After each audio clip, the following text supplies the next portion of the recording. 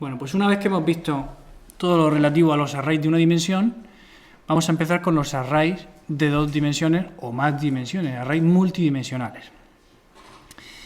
Entonces, lo primero, voy a borrar todo esto que tengo aquí. Lo primero que tenemos que ver es cómo declarar una variable que represente un array multidimensional. Lo voy a llamar matriz, ¿vale? ¿Os parece bien matriz? Entonces quiero un array de varias dimensiones que guarde enteros en cada una de sus posiciones de memoria. Es decir, un array con 2 dimensiones. Pues si tiene 2 dimensiones, y antes estábamos haciendo un array de una dimensión poniendo aquí el tamaño de esa dimensión, cuando tenemos 2 dimensiones, ponemos 2 parejas de corchetes. ¿Sí? Y vamos a poner los tamaños. Por ejemplo, 3 y 2. Esto será un array de 2 por 3 enteros. 6 enteros en total, ¿no? Y me podéis preguntar, ¿son filas? ¿Son columnas? ¿Va por filas? ¿Va por columnas? ¿Son 2 filas o 2 columnas? ¿Son 3 filas o 3 columnas? Bueno, la memoria del ordenador es un array o se parece a un array. No, sí, veo de todo. ¿La memoria del array es bidimensional o de una sola dimensión? Perdón, la memoria del ordenador. De una sola dimensión, ¿no? ¿Cómo accedemos a ella? Con su dirección. La dirección 0, la dirección 1, la dirección 2, la dirección FFF. Pero, sin embargo, en una cosa como la memoria, que es lineal, yo guardo de todo. En concreto, guardo arrays de varias dimensiones. Entonces, lo que quiero deciros con esto es que el concepto de fila y columna es algo que tenemos en la cabeza nosotros. Pero para el ordenador no existen las filas y las columnas, porque la memoria es lineal. Entonces, si es lineal, no hay filas y columnas. ¿Qué es lo que le pasa a C? Siempre lo digo, se parece mucho al ensamblador, está muy cerca del ensamblador. Bueno, pues si quieres tener 6 enteros, me parece muy bien, te voy a reservar espacio para 6 enteros. ¿Y cómo los pongo en la memoria? Consecutivos. Como únicamente puedo poner las cosas en la memoria, uno detrás de otro. Ahora bien, como tú quieres distribuirlos en grupos de 3 o grupos de 2, según se vea, es decir, hay 3 grupos de 2 o 2 grupos de 3, ¿no? Pues él lo que hace es ponerlos así. 1, 2, 3, 4, 5, 6. Porque esto, que es un array de 2 dimensiones, en C se lee matriz es un array de enteros. No, matriz es un array de 2 arrays de 3 enteros. Se lee de izquierda a derecha. Matriz es, corchetes, un array ¿de qué tamaño? 2. ¿De qué es ese array? ¿Qué contiene ese array? Corchete, anda, pues lo que contiene son arrays. Contiene arrays de 3, ¿qué? Ya no hay más a la derecha, enteros. ¿Sí? Un array de 2, arrays de 3 enteros. Y así es como los pone en memoria, todos consecutivos. Y fijaos que tengo aquí un array de 3 enteros y a continuación otro array de 3 enteros. ¿Vale? Si yo a esto le diera la vuelta y pusiera aquí 3 y 2, pues entonces tendría que poner 3 arrays de 2 elementos cada uno. ¿Se ve? Y aquí pondría pues 1, 2, 3, 4, 5, 6. ¿Vale? Entonces, ¿son filas o son columnas? Oye, pues si yo esto lo pongo aquí abajo, que se ve más claro, pues yo me hago la ilusión de que 3 son filas y 2 son columnas, ¿sí? Pero si giro la cabeza a 90 grados, pues lo veo como si fueran columnas y filas, así que me da un poco igual. Lo importante que es, pues ser coherente con lo que uno decide. Si decidimos pensar que la primera dimensión son filas siempre, Pues lo llamamos filas o lo llamamos como queramos, pero lo usamos así. Si vamos a usar esta matriz para dibujar en pantalla, pues más nos vale que coincida nuestro concepto de filas con la horizontal de la pantalla. Y cuando yo muestre el contenido de cada array pequeño, lo muestre en el mismo renglón de la pantalla para que parezca una fila. Si no, no parecerá una fila aunque yo piense que lo es. ¿Sí? Bueno, entonces ya hemos visto dos cosas. Cómo declarar arrays multidimensionales y cómo inicializar arrays multidimensionales. Porque el cómo acceder a un array multidimensional debe ser fácil. ¿Cómo modifico yo el valor que hay? Vamos a ponerlo así para que lo veamos más cómodo. ¿Cómo modifico yo el valor que hay en la primera fila, última columna?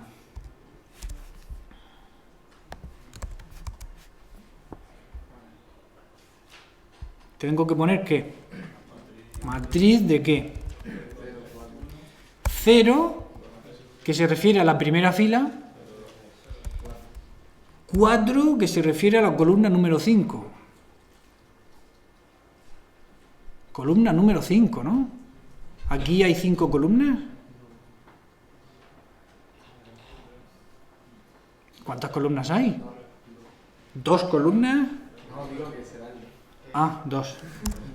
Hay 3 columnas y la última es la que está en el número 2. El índice 2 se refiere a la tercera columna, que es la última, ¿sí? Vale. Entonces, en esa posición puedo poner un 9, por ejemplo. Y si quiero mostrar lo que hay en esa posición, pues pongo lo mismo, ¿no? Matriz de 0, 9. Perdón, 2. Bueno. Matriz. ¿Fácil? ¿Bien? ¿Cómo paso como parámetro un array multidimensional a una función? Bueno, vamos a hacer el muestra, que recibe un array de enteros de 2 dimensiones. ¿Vale? Pero hemos dicho que los arrays, cuando nos pasan como parámetro, no les ponía el tamaño. En los arrays de una dimensión les ponía el tamaño porque le da igual. No sabe cuál es el tamaño, ni lo puede comprobar. En los arrays de más de una dimensión, como mínimo tenemos que poner el tamaño como mínimo tenemos que poner el tamaño de todas las dimensiones menos la primera. Aquí solo hay 2 dimensiones, pues pongo el tamaño de la segunda. Por lo tanto, con poner aquí el número de filas, ¿vale? Puedo llamarlo filas, ya sabría recorrer el array. ¿Por qué es esto así?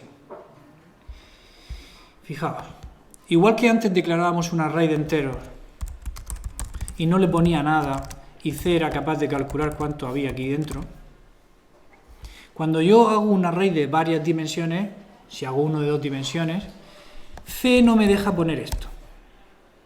Porque si yo pusiera eso, ¿cómo organiza C los 6 números? Cuando yo luego acceda a la posición 0, 2, a la posición 1, 2, ¿cómo calcula C a cuál de esos 6 enteros tiene que acceder? Si no sabe el tamaño que ocupa cada elemento pequeño. Entonces, por eso es obligatorio poner aquí el 3. Este lo podemos dejar en blanco. La primera dimensión nunca hace falta. Si le damos un valor inicial, claro. Pero todas las demás sí. Porque de nuevo pasa lo de antes. Matriz es la dirección del primer entero. Y con ese valor C tiene que ser capaz de calcular cualquiera de los demás, la posición de cualquiera de los demás. Entonces, si no sabe que esto va de 3 en 3, no puede calcular la posición del 5. ¿Cómo calcula la posición del 5 sabiendo que son de 3 en 3? Bueno, pues el 5 está en la fila 1. Es decir, que como mínimo nos tenemos que saltar 3 enteros, los de la primera fila. Y después de saltarte 3 enteros de la primera fila, hay que acceder a la segunda posición que será 4 bytes por 2. ¿Bien? Entonces, ¿qué hace C? Multiplica 4 bytes que ocupa cada entero por el número de elementos que hemos dicho que tiene la dimensión más pequeña. 4 por 3, 12 bytes. Y le suma el valor que estoy poniendo aquí, multiplicado por 4, porque son enteros, y esa es la posición que estamos buscando. ¿Vale? Que no es lo mismo que si esto es de 2 por 3. ¿Vale? Si aquí esto fuera 2 y aquí pusiéramos 3 filas, ya no saldría igual. ¿Vale? Los cálculos son diferentes, ¿verdad? 1, 2, 4, 5, 6, 8. ¿Sí? ¿Se entiende? Por esta razón, cuando pongo el parámetro de tipo... Cuando pongo un parámetro en el que quiero recibir un array multidimensional, obligatoriamente tengo que poner el tamaño de todas las dimensiones menos la primera. La primera, si quiero, la puedo poner, pero la va a ignorar. ¿Vale? Y por eso me hace falta al menos un parámetro extra que sea el tamaño de esa primera dimensión. ¿Sí? ¿Entendido?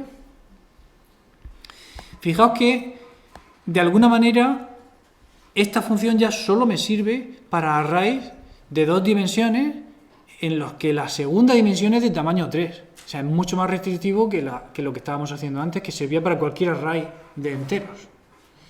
Pero es como funciona C. Si queremos hacer algo más flexible, tendremos que usar punteros, que lo veremos la semana que viene. ¿Vale? ¿Se entiende hasta aquí?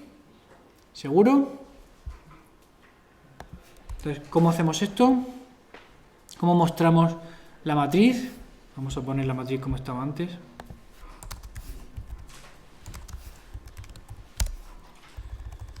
¿Cómo mostramos toda la matriz? Decidme algo. Con 2 bucles anidados. ¿Vale? Y como los dos tienen un tamaño concreto, fijo, son recorridos los dos, puedo usar for. Fijaos, voy a poner f de fila. ¿Cuántas filas?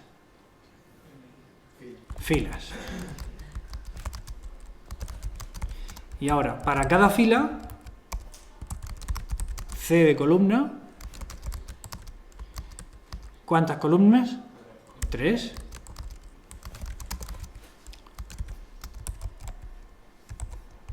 Y ahora el printf, %d, espacio, array de f, c. Cuando termina el bucle interno, ¿qué se ha mostrado? Una fila entera. La siguiente fila, ¿dónde me gustaría ponerla? En el siguiente renglón. Printf, retorno de carro. ¿Sí? ¿Se entiende? Números lo borro, matriz lo dejo, muestra matriz. Y 2. 2 filas, ¿verdad?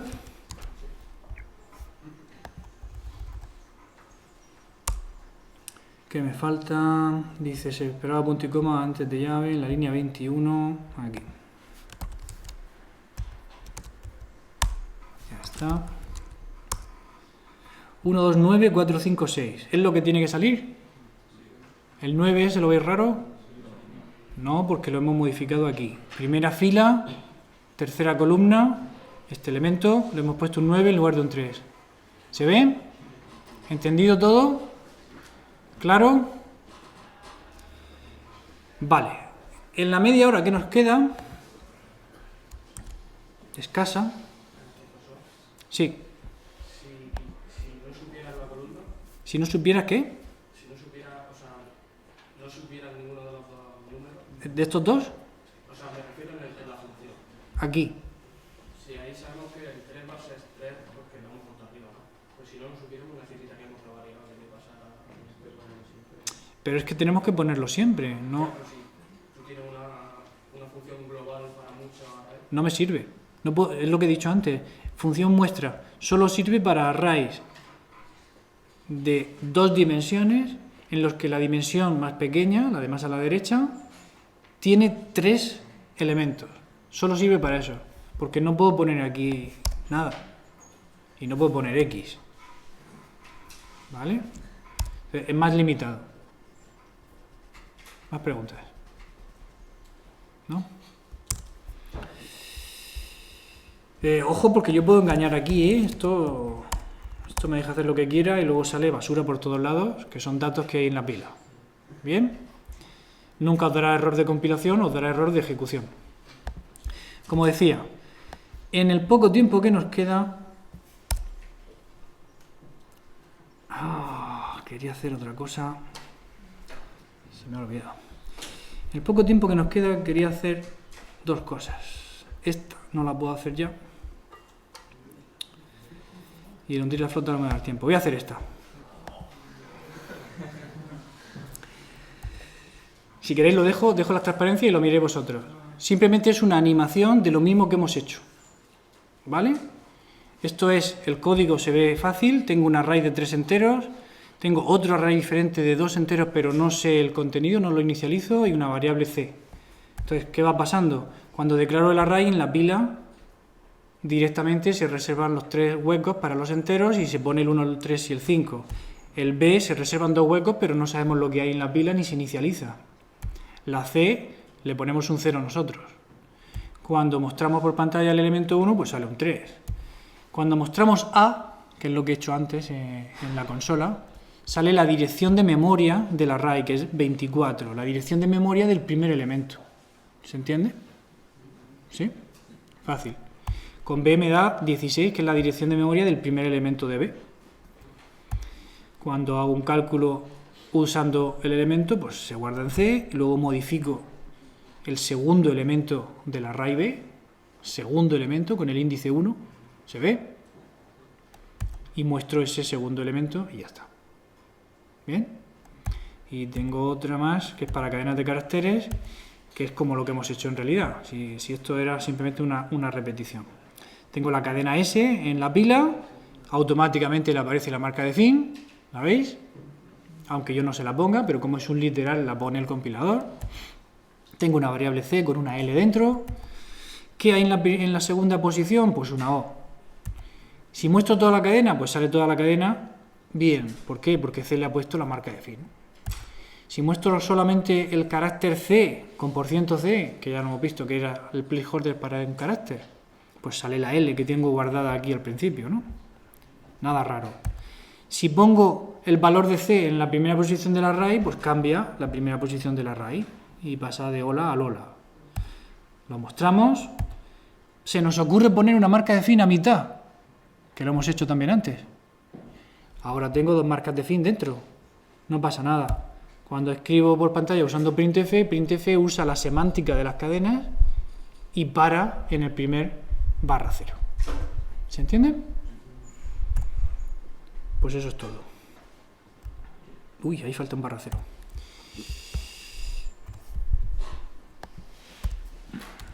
Vale.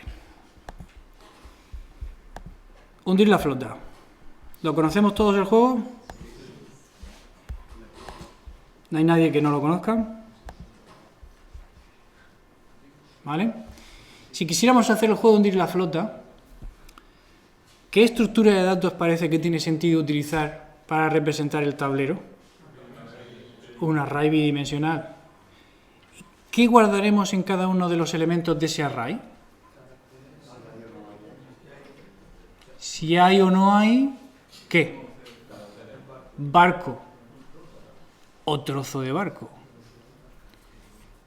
Pero los trozos de barco pueden estar enteros o pueden estar bombardeados. Si estamos a mitad del juego, es posible que haya acertado este. Eso es un trozo de barco roto. Y este no le ha acertado todavía, es un trozo de barco entero.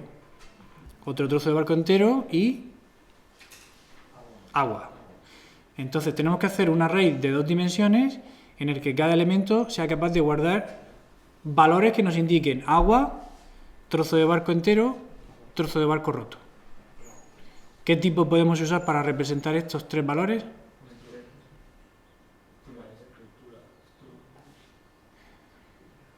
para representar tres valores diferentes, ¿qué tipo de dato podemos utilizar? Una estructura, un array, un valor real, un entero. Había oído una estructura, ¿no? Alguien había dicho estructura. Una estructura no, o sea, podemos usarlo si queremos, pero es como matar moscas a cañonazos, ¿no? Si quiero representar tres valores diferentes, pues tres números enteros, el 0, el 1 y el 2, por ejemplo. Podría usar letras, caracteres, y eso tiene una ventaja. Y es que los caracteres en memoria ocupan un byte y los enteros ocupan 4. Entonces ahorraría un montón de memoria, ¿vale?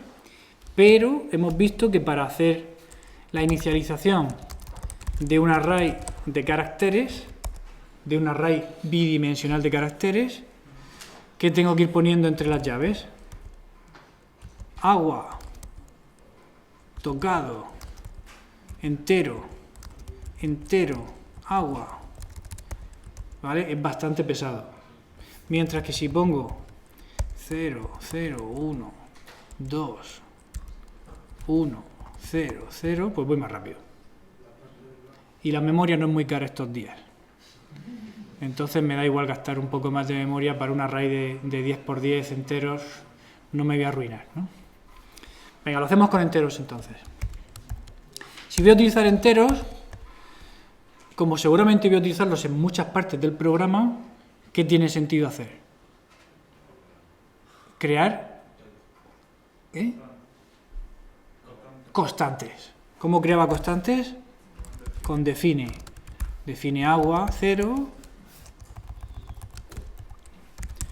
Define tocado 1. Y define entero 2. Porque estamos poniendo lo que hay en cada celda. Y en cada celda puede haber un trozo de barco entero, un trozo de barco que le hemos tocado, o agua, ¿vale? Hundido es una propiedad de un barco, que es una colección de celdas, ¿vale? Entonces, lo que yo quiero que hagáis en casa, porque no va a dar tiempo a hacer aquí, es una función que se llame hundido.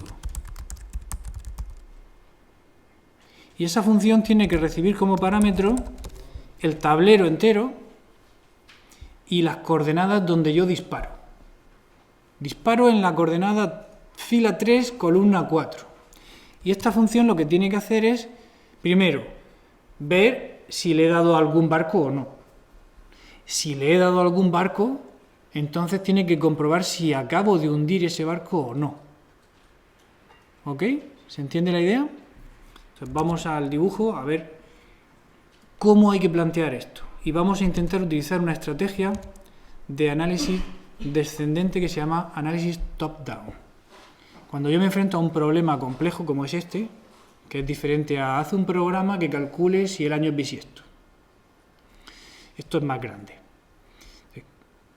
Para poder enfrentarme a un problema más grande, lo que hago es partir de arriba del todo y decir, bueno, para saber si está hundido un barco, ¿qué necesito? Que todas sus partes estén tocadas. Y lo anoto, ¿vale? Comprobar que todas las partes están tocadas. Ok. ¿Cómo sé yo si todas las partes están tocadas?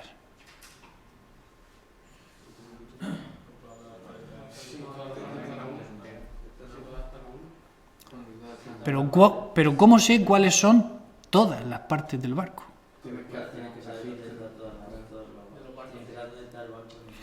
Lo que tenemos es un tablero, que es un array bidimensional, en donde hemos guardado 0 si hay agua, 1 si hay barco tocado, creo, y 2 si hay trozo de barco entero. No sabemos nada sobre el concepto barco.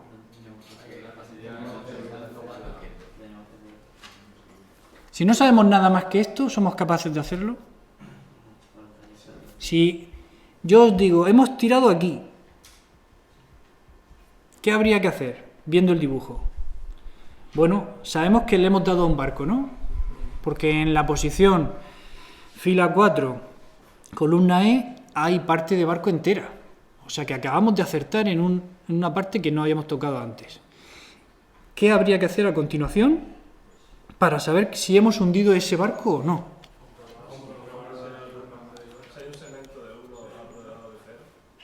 Tenemos que buscar alrededor de la zona donde acabamos de disparar para saber primero si el barco en el que hemos dado, porque hemos dado en un barco, si el barco en el que hemos dado es vertical o es horizontal, porque no es lo mismo, ¿verdad? Si ya sabemos que el barco es horizontal o vertical, a partir de ese momento, ¿qué tendríamos que hacer? Recorrer el lado derecho y el lado izquierdo de donde acabamos de disparar para los barcos horizontales, o recorrer la parte de arriba y la parte de abajo si el barco es vertical. Bien, entonces, esta es la idea general, lo que vemos desde más arriba. Bien, sí, hay que comprobar que todas las partes están tocadas, muy bien, pero bajamos un poco, análisis top-down, de arriba a abajo. Y al bajar nos damos cuenta de que hay una complicación, y es que los barcos pueden ser horizontales o verticales. Y es diferente si es horizontal de si es vertical lo que tenemos que hacer a continuación. Entonces, lo siguiente será calcular si es horizontal o vertical. Ya sabemos que es horizontal. Y una vez que sabemos que es horizontal, ¿qué hay que hacer? Si es horizontal, ¿qué hay que hacer? Recorrer en la misma fila donde acabamos de disparar, recorrer las casillas que hay a la derecha y las casillas que hay a la izquierda. Pero ¿recorrerlas para qué? ¿Recorrerlas todas o buscar? No es lo mismo. ¿Buscar qué? ¿Qué tenemos que buscar? Si hemos disparado aquí, ¿qué tenemos que buscar a la derecha y a la izquierda?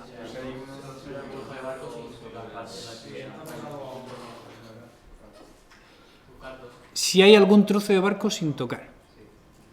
Si a la izquierda o a la derecha hay algún trozo de barco sin tocar, es que el barco todavía está entero. ¿Bien?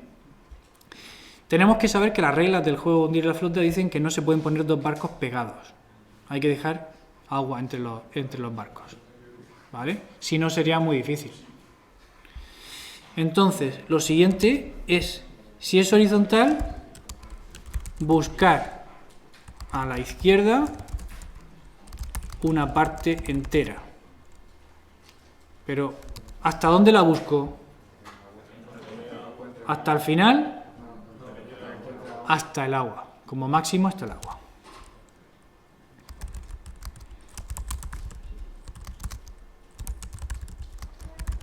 ¿Bien? Esto lo podemos copiar y hacer lo mismo para la parte derecha y copiarlo todo para arriba y para abajo. Y entonces hemos bajado ya varios escalones, varias capas en nuestro análisis descendente. Bajar muchas más capas es difícil, porque realmente lo que es buscar ya va a ser un bucle.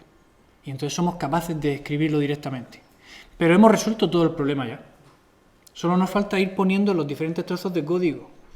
Entonces, lo que hemos hecho es coger un problema, analizarlo desde arriba y dividirlo cada vez en sus problemas más pequeños.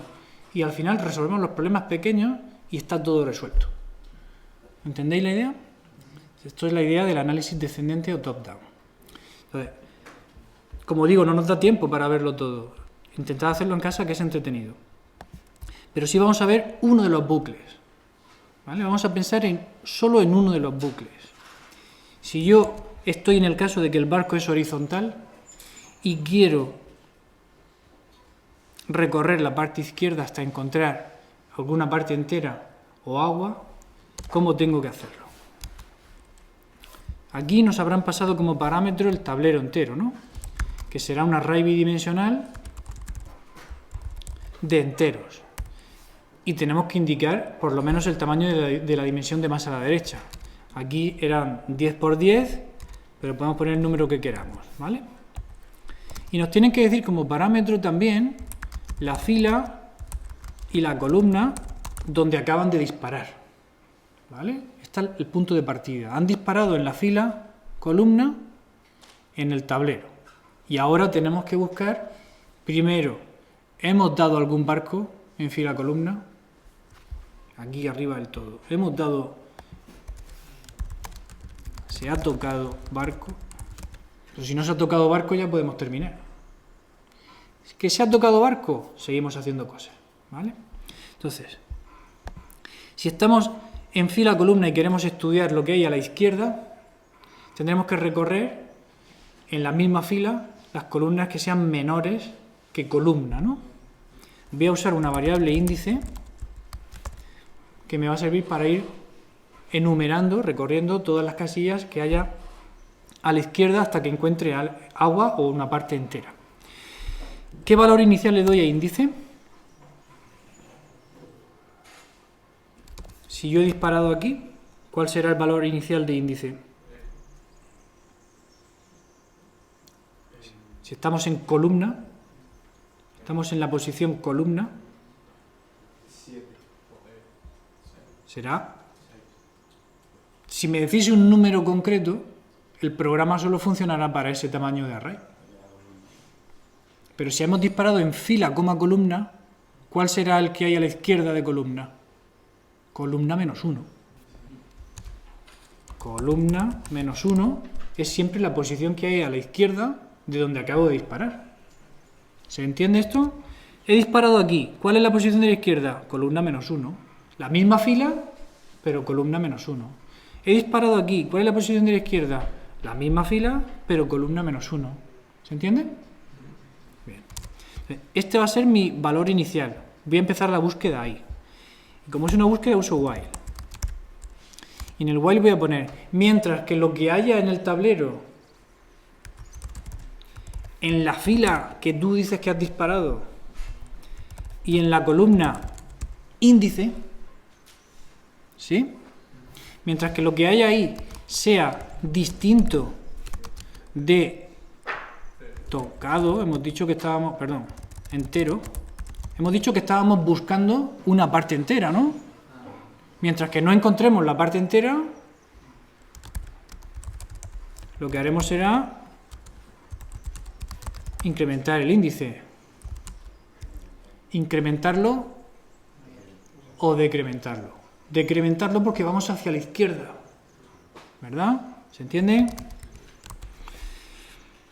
Entonces este bucle, ¿qué hará? Va a ir buscando, empezando por la posición izquierda de columna, va a ir buscando hasta que encuentre una celda con una parte entera. ¿Pero qué puede pasarnos? Que nunca habrá. O sea, que si no pone, que si no dices que playa en algún momento, va a seguir buscando. Tiene que encontrar algo. No hemos puesto bien la condición de terminación, porque si resulta que hemos disparado aquí, a la izquierda nunca hay ninguna parte entera, no la encontramos nunca y nos salimos. ¿Vale? Eso seguiría decrementando y accederíamos a la columna menos 7, hasta que diera error. Entonces, ¿qué hay que poner aquí? ¿For? Ah. Or. ¿O qué? O tablero, fila, índice, sea distinto de ¿qué? ¿De agua? Sea igual a agua. Yo pongo lo que me digáis, ¿eh? ¿Qué tenemos que hacer? Vamos buscando parte entera o agua.